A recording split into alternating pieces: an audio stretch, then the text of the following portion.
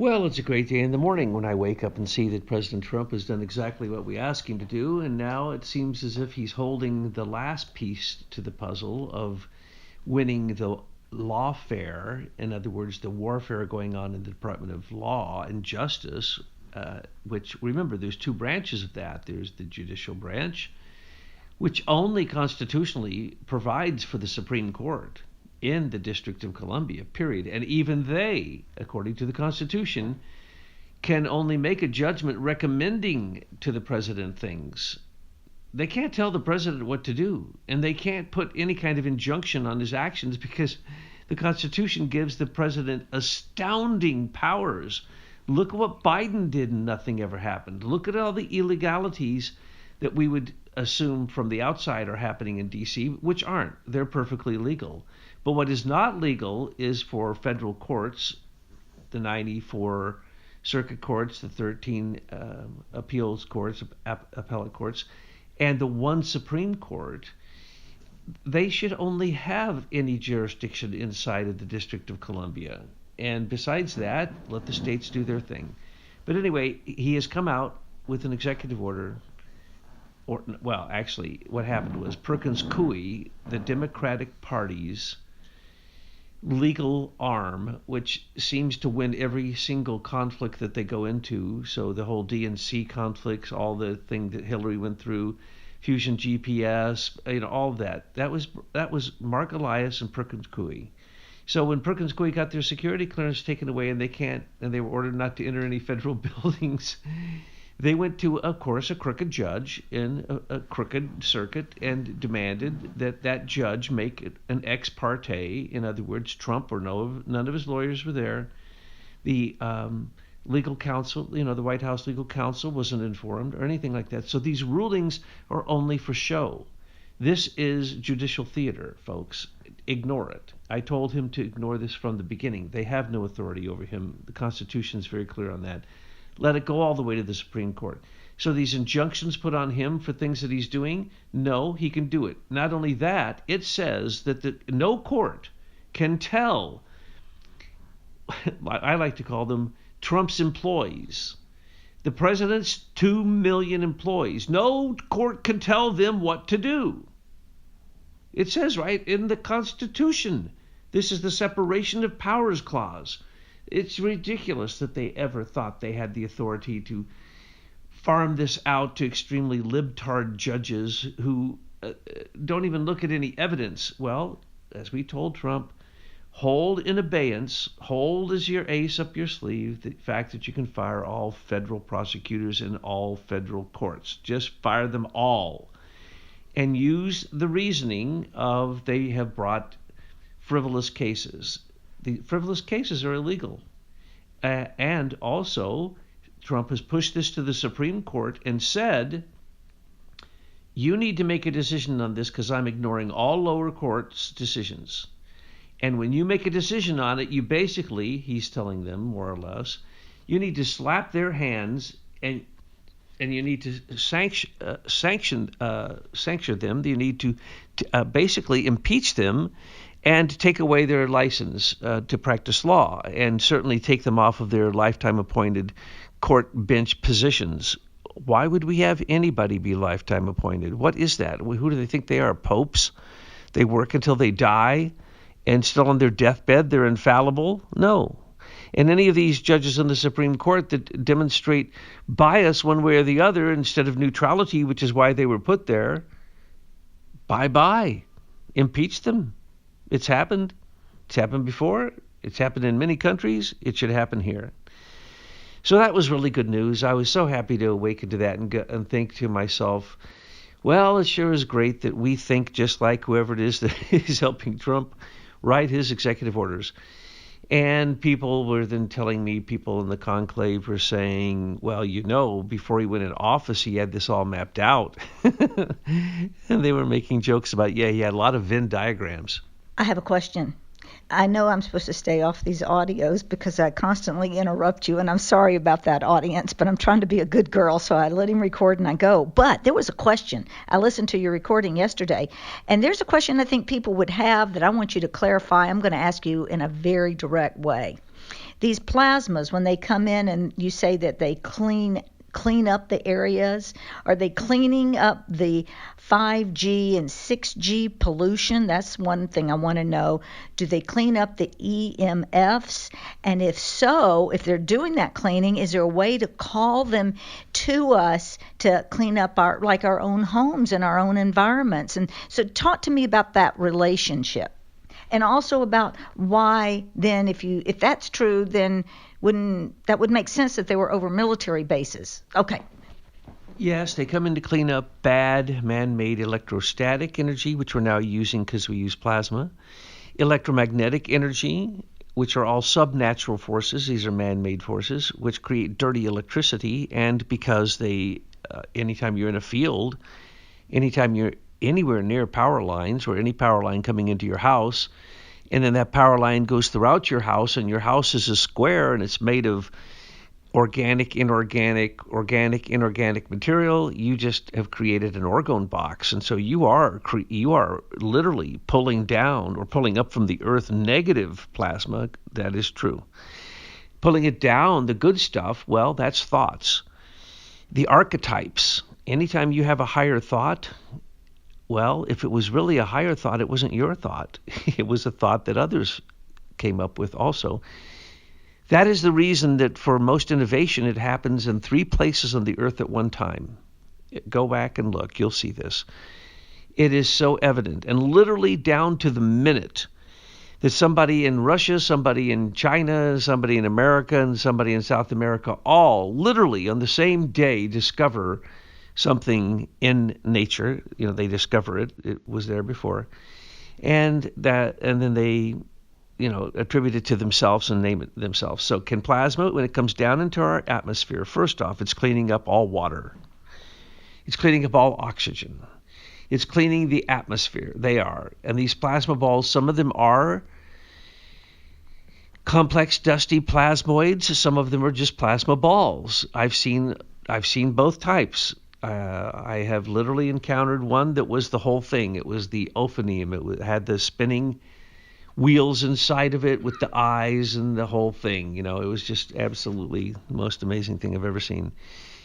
But anyway, yes, they come down, they clean up things. Comets in our atmosphere, in the solar system, clean up debris and basically burn it up in its tail and produce cyanide. And Rudolf Steiner predicted that a long time ago. He predicted zero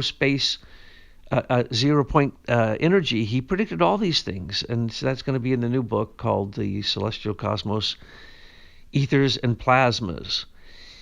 Ethers and plasma, I think. And so, yes, they come in. So every time you see one of these light orbs, these light critters, warmth critters, whatever you want to call them, plasma critters, they are doing something down here because they really don't need to be down here. So if they are appearing so that you can see them, it means they're going out of their non-glow mode. And their non-glowing mode can be seen with infrared goggles. And they can be seen by psychics like myself, and they can be seen by saints and people, also sinners. Many people see these things, and some of them even come in direct contact with them, and that's called spontaneous human combustion. Okay? So you don't want to do this. This has been witnessed by thousands of people have witnessed this in the East, where their teachers go into meditation, and after 3 days, right before them, they turn into a ball of light and go up into the sky, right through the roof, and leave their clothes there in a pile. Or they simply start to burn up. Their clothes don't burn up, and when they look later, there's a pile of ashes there. This happens. And so why would these beings come down? If you had an archetypal thought that was so powerful, in fact, you're begging a little archetypal plasmic being bringing you that thought. So as we look out on the world, there's universal laws that are behind it, and they're the laws of life. The laws of death, those are also universal laws, but they're earthly laws. So if we can see the laws of what is happening in our own world and see through to the other side and bring enough consciousness out of your own ether body to reach out and look and experience directly the ether body of the world, what would we see? Thought. Nothing but pure archetypal thought when I'm looking at this willow tree. The archetype of that willow exists in a group soul that is actually held by the, because it's a plant, it's held by the beings of the Kuryotites, the beings of wisdom. So if I could rise up to the realm where that archetype was manifesting into that plant, being brought to it by, of course, the stars and the sun and the planets, I would hear the music of the spheres. I would see the influence of the plasma of the sun. I'd see the forming influence, etheric formative forces of the stars. And basically, a plasmatic archetype would have gone through my head or my heart. You know, you want to have warmed up thinking, but a lot of times these things arise in your head, it seems. Because it's a mirror. The head is like the moon. It mirrors everything in the cosmos through our senses. So what Tyler is referring to is, why did these plasmoids come down now, and what are they doing? Are they good for us, and can we draw them to us? Yes, we can draw them to us, but they are extraordinary. It's like asking the universe to prove to you that lightning really is what lightning is.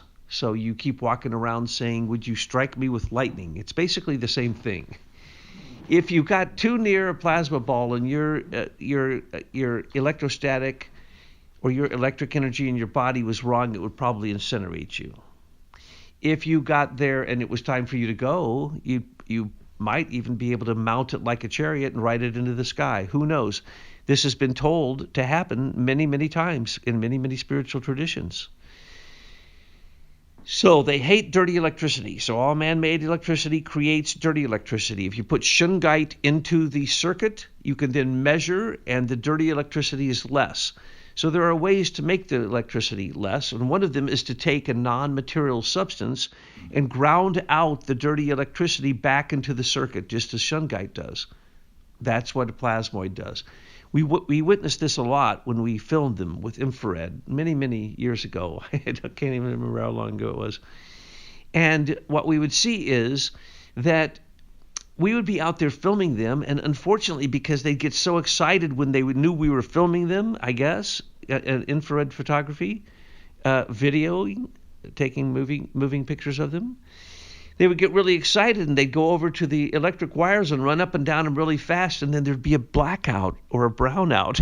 And we knew we were causing it because we had called them up with an orgone generator, a cloudbuster, right? They were there because we asked them to come down. So can these plasmoids, which act like they're alive, be called to manifest before you, to demonstrate to you that there is a non-material world that, you might need a little bit of supersensible perception, because when they show up, what do people call them?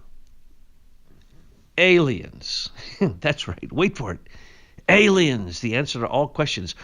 Anunnaki. There's going to be an Anunnaki movie coming out this year on one of the places, and they're just advertising this, and I'm just going to go, Nibiru is going to return on the big screen, and the Anunnaki are going to come and gather up all the gold, because we've been here, according to certain people, whose name I won't mention, could mention some initials though, who say that, it's all the bug, it's all the L, it's all the aliens, it's the Anunnaki, and they're coming back because they want the gold. They left it.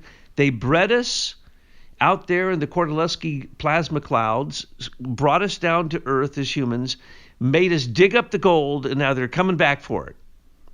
In case you want to hear a stupider story, I could make one up right now, okay? I have another question, if I am so permitted. So all this talk about plasma, and I'm really seeing this as a super sensible experience of trying to understand it. And then I began to see that, is it possible that for example, all of us who are following this lecture series on plasma, let's just say that will contain the group, that we begin to get like a hive mind, that where our plasma is connected to one another as our thoughts get higher, because maybe we can't alone have an angelic thought, but maybe as a group of light beings with a similar resonance, we can lift to have thoughts that are angelic and archangelic. Is that how you see it? That's how it's happening. And if I told you what a psychic saw, you'd think that I was crazy. But let me just put it like this. Well, excuse me, but this is why we don't have me on anymore.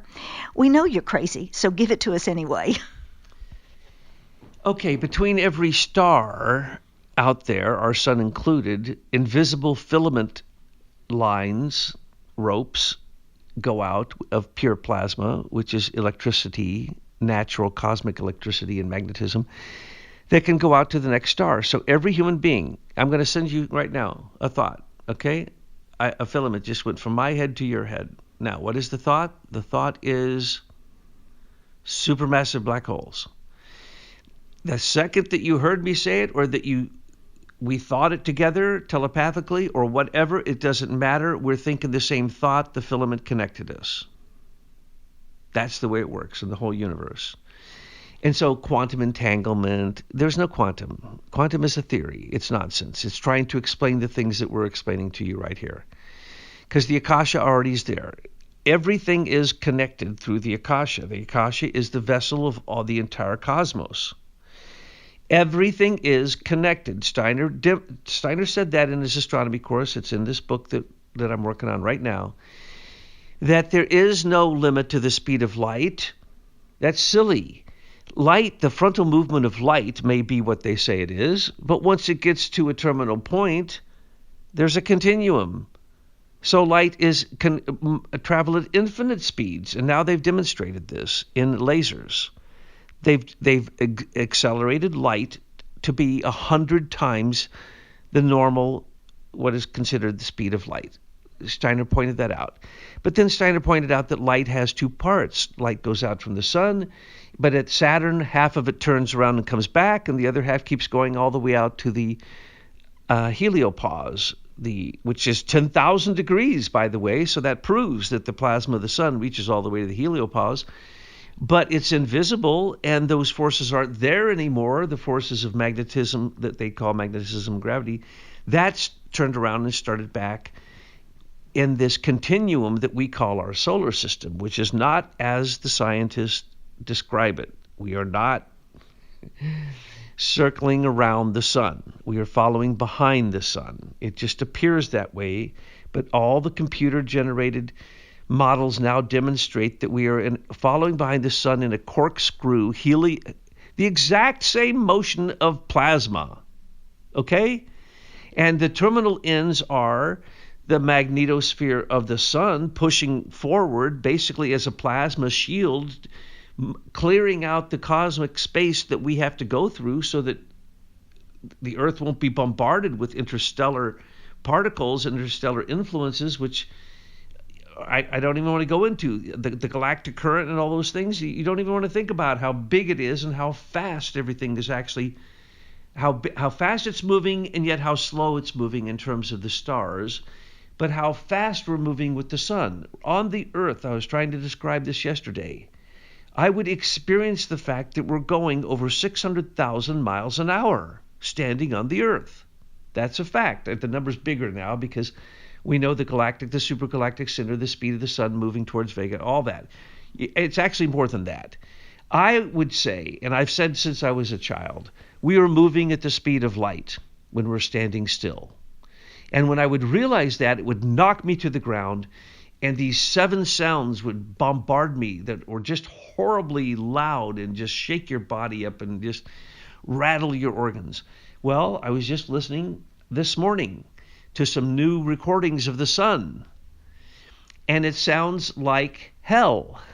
It sounds like the cacophony of going into Dante's Inferno. It is so loud and it's so clashing, And when they say there's the heavenly choir and the heavenly orchestra, no, it's a very loud sound, and it will knock you down. It'll blow your mind to realize that at any one moment, you as a receiver, an antenna, as a liquid column antenna, are receiving these things. And because of their morphic resonance, we receive each of the 7 planets, the sun counted as one of them, into us. But we also receive the influence of the stars and the formation capacities of stars. As the scientism would tell us, we are made from the stardust, right?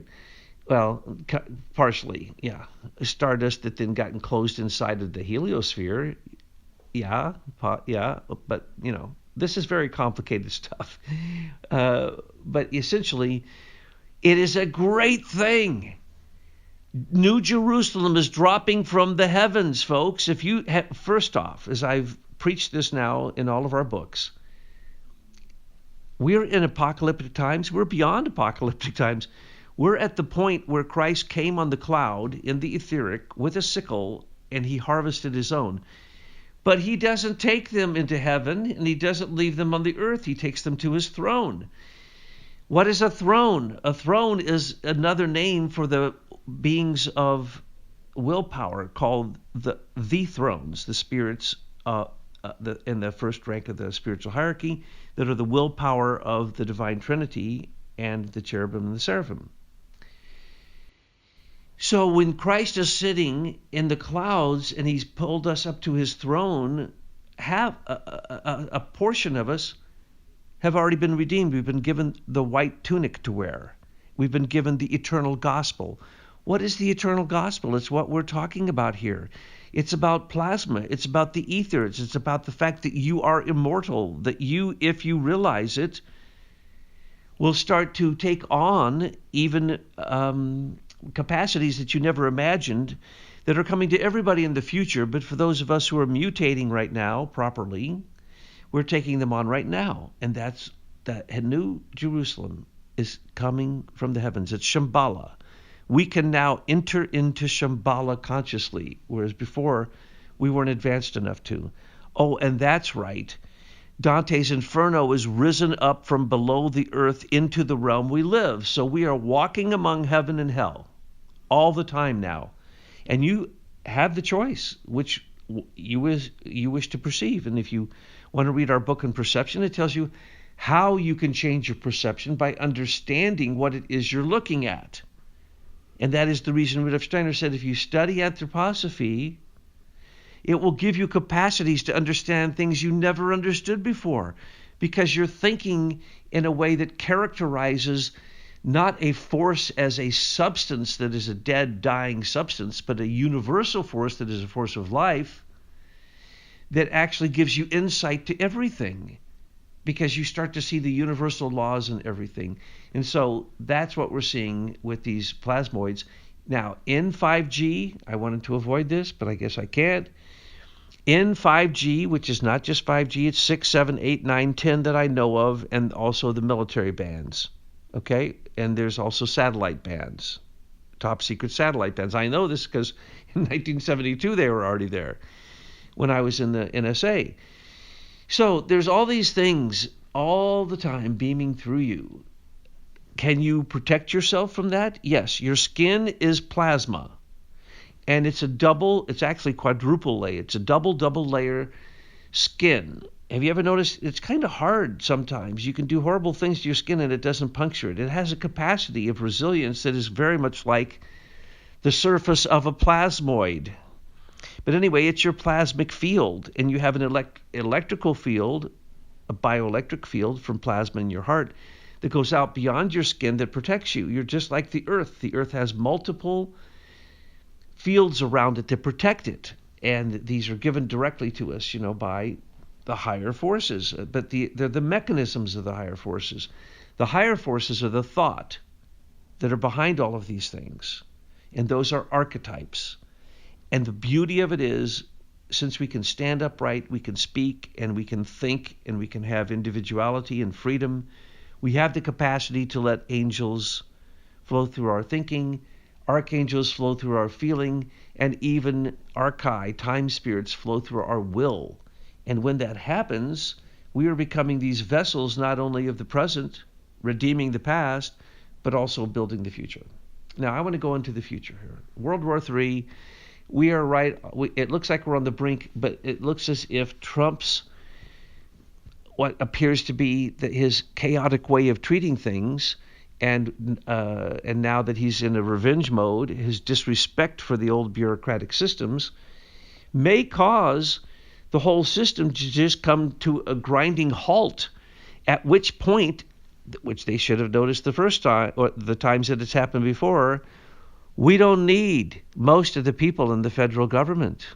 And if you want to cancel all the federal courts, well, that's a whole bunch too, especially the ones under his executive branch authority.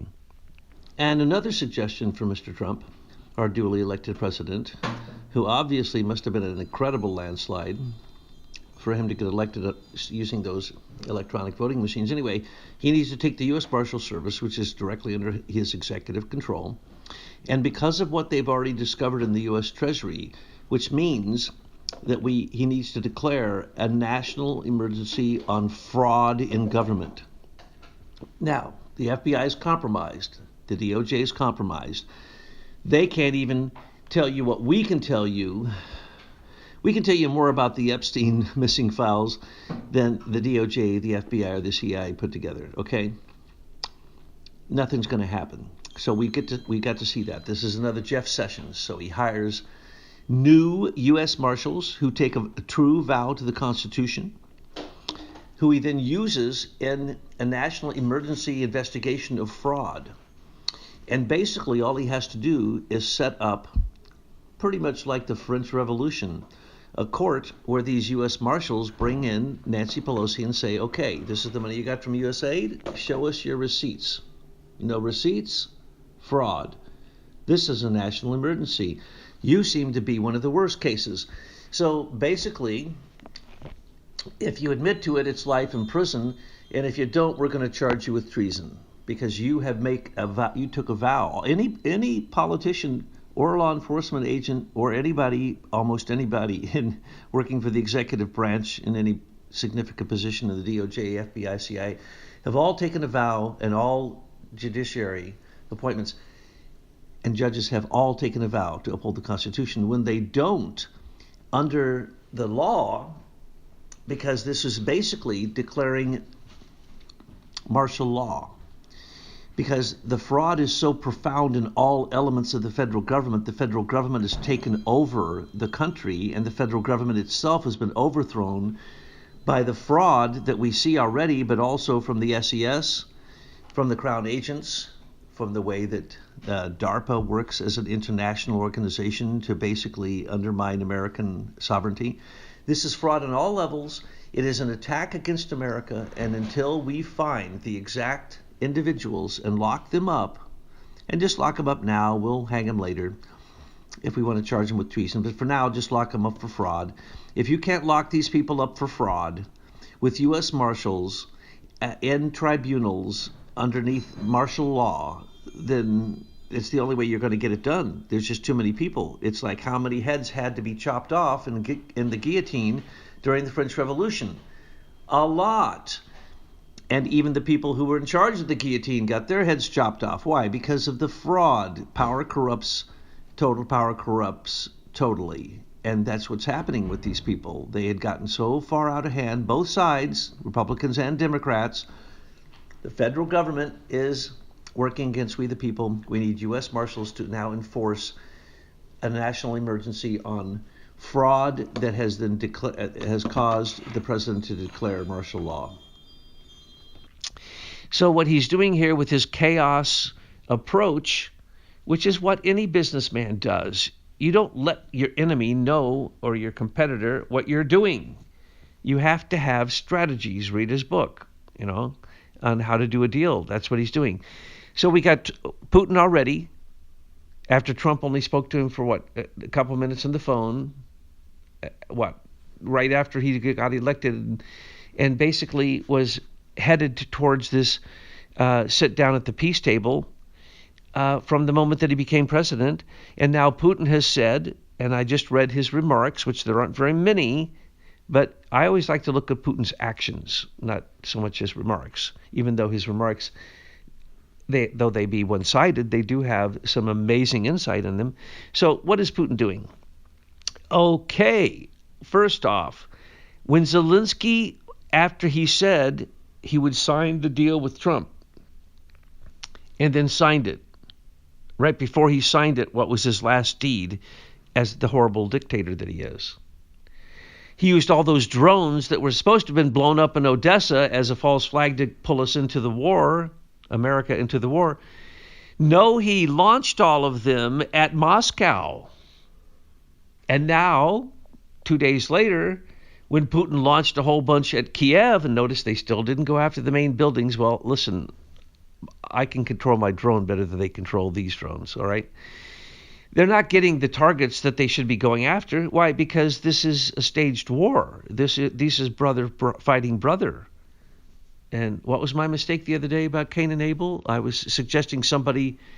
You said their father was Abraham. Yeah, no, their father's not Abraham. Their father, of course, was Adam and Eve. Adam was their father. But Cain and Abel was what I was talking about is fratricide. That brother has been killing brother, all down to Romulus and Remus, and now down to Muslim and Jew, or what they call Jews, who aren't Jews, by the way. And then, don't even get me started on that.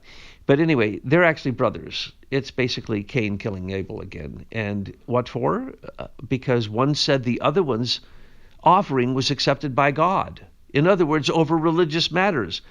That's why we have the focus on Damascus, and why now, at this point, all three of the religions of the book, that would be supposedly the Jews, the Old Testament, the Muslims, which would be the Quran, and of course the New Testament, the Christians want the apocalypse now, because the Jesuits who are running the Roman Catholic Church say that Christ has to come on a white horse with a sword, because that's the meditation they do when they do their Manresa, Jesuit meditation.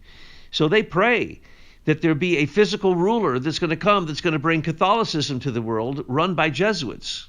That's one branch. Then you got the Muslims, who have two branches, Sunnis and Shiites, and they're waiting for the Mahdi. One says the Mahdi's here, the other one says the Mahdi's here, but hasn't shown himself. And the Jews, who say they're waiting for Armageddon. Okay, so that Armageddon is Megiddo. It's a battlefield. It's a field right outside of Damascus. So when Damascus is blown up, that's the last sign, folks. Then it is possible that we will enter into an apocalyptic scenario. Will that happen? I don't think so. Not as long as we continue to give the technology we give to Israel so that they can beat up on everybody around them, because they're Zionists. Remember, they're not Jews and they're not Hebrews. They're Zionists, and Zionists are Brits. Remember, half of Jerusalem is still owned by the monarchy of Britain. So when we're fighting in Jerusalem, we're fighting for the Brits, and that's completely forgotten in most of this stuff. So Putin says he'll come to the table, but what was the first thing he did? He just came out, and I don't know, wasn't I just yelling about this yesterday? That Putin hasn't for a while said that it was the Ukrainian incursion into Russian land that started the major invasion in the north? Well, he just came out and said that, to repeat it, to make sure everybody knew. So he repeated that, and he then bombed Kiev in a retaliation, and now the world is saying Putin's a bad person because he bombed Kiev with drones after they mentioned coming to the table for peace agreements. No. Putin hadn't agreed to that. He bombed him as retaliation, and then he put on, that's right, he put on his Zelensky look-alike suit, and he went to the front in Kursk Oblast. And what did he do? Well, he's a real leader. He went there and he says, okay, this is it. We'll pull all the stops out. I want you to kick these mothers out of here now. I want you to grab all of Kursk. It's our land. This is going to be my land. Go do it. And they went and did it. Just like with the Azov battalion. They took them without a shot. So they chased everybody out. So right now, there is no land that Zelensky's supposed 350 billion we've given him, and a few hundred billion from other countries. He's done nothing. He's gained no land. All he's done is continued his civil war with the people in Donbass, and he's lost all that land back to basically what they called the Donbass rebels in the two different oblasts. So he's there in the front line in military fatigues, and he tells all of his soldiers what to do, and they do it instantaneously, which proves to me, might not prove to anybody else, he's been playing footsie with them the whole time. I said this from the beginning. If he wanted to, he could take Kiev in one night with the help of Belarus. He put enough attack helicopters on the Belarusian southern border to take Kiev in 24 hours without any problem whatsoever. And then he'd have the government control. And he's already knocked out all their communications. He never touched any of the pipelines, though, did he? And he didn't blow up the good stuff that he wants to keep. So what's going on here? He says he's ready to come to the table, but he will have to have concessions. Here's what the concessions are going to be. All the land that he's, the Donbass region and the other three oblasts right below it, he's going to demand all of that. And, of course, keep Crimea. Of course he is. And later he's going to come take Georgia and Moldova later. Don't you worry. He's not going to let up. But that's not what he's after. He's after the Black Sea property and after the resources in the east of Ukraine. So, will he get it? I don't know. It's going to have to be a really good deal. But notice what they just did. Ukraine as one of, they're saying that Putin doesn't want to come to the peace table. What did Ukraine do? He bombed one of the, there's two or three other small pipelines leading into European countries. One goes through Hungary. Ukraine just bombed it. Okay? Because, why? Because Hungary was getting ready to say, the Russians aren't so bad. We get our oil from them. They can bring them into us. So, they were considering, anytime anybody considers going back to the USSR, back to the Soviet Socialist Republic or Putin's dictatorship, Russia, what did Ukraine do? Blew up a pipeline. Now, that just shows you how much they want peace. That was supposed to be another British, well, it wasn't a false flag, it was an attack trying to show that America has to come into the war, because look what's going to happen. Russia's going to convince these other countries to join with them. Yes, they will. And they will have elections. And we will have elections with American soldiers in Ukraine trying to protect the elections. And what will happen is every oblast, every region will be allowed to vote for either being Ukrainian or Russian. And Zelensky will not win. He's a CIA puppet, and he wasn't voted in to begin with. That's the reason he's so convinced that he'll win any election that happens. Is that the reason why he canceled elections and is running a dictatorship there now? Anyway, so there's exciting things going on now, not the least of which is that you really need to understand that plasma is invisible, but it's everywhere. And if you want to encounter it, all you have to do is have an archetypal thought, and it will come flowing through your head. And I just hope that these archetypal thoughts can come flowing into the heads of whoever the brilliant people are who are moving this Trump's agenda forward, and that he continues to follow through on his word. And if that happens, his form of basically corporatism moving into politics is good, because they want to say politics is about isms. It's not about isms. It's now about commerce. It's all about commerce, period. It's economics. We need no more wars.